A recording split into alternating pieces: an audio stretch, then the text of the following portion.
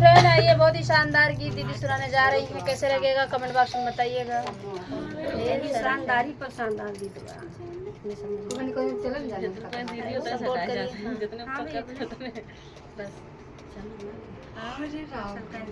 गौनाली आई राजा घरे बैठवल, गौनाली आई राजा घरे बैठवल, अपने गैला विदेशवाना। गौनाली आई राजा घरे बैठवल, अपने गैला विदेशवाना। 4 महीना राजा गर्मी क दिनवा, 4 महीना राजा गर्मी क दिनवा, सासू जे पानी झगड़ियाना, सासू जे पानी झगड़ियाना।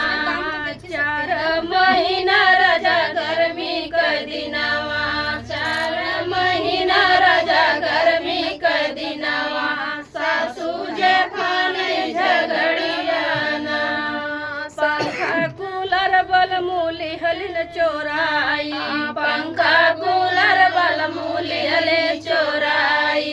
ननदौक कैलिन विधैयाना, ननद कूलर बल मूली हलिन चोराई, ननदौक कैलिन विधैयाना। गौनाली आई राजा घरे बैठवला, गौनाली आई राजा घरे बैठवला, अपने गैला विदेशवाना।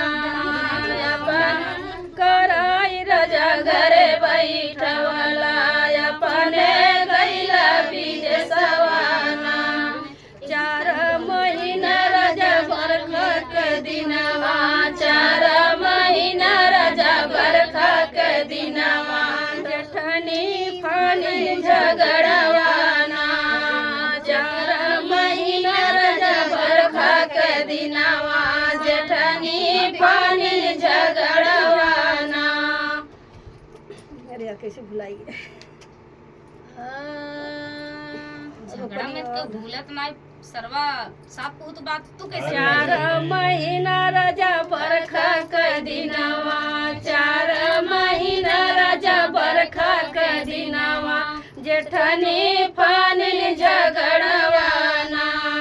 भर बरसात राजा रोपनी करवली, भर बरसात राजा रोपनी करवली, अपने फानी झगड़ियाना।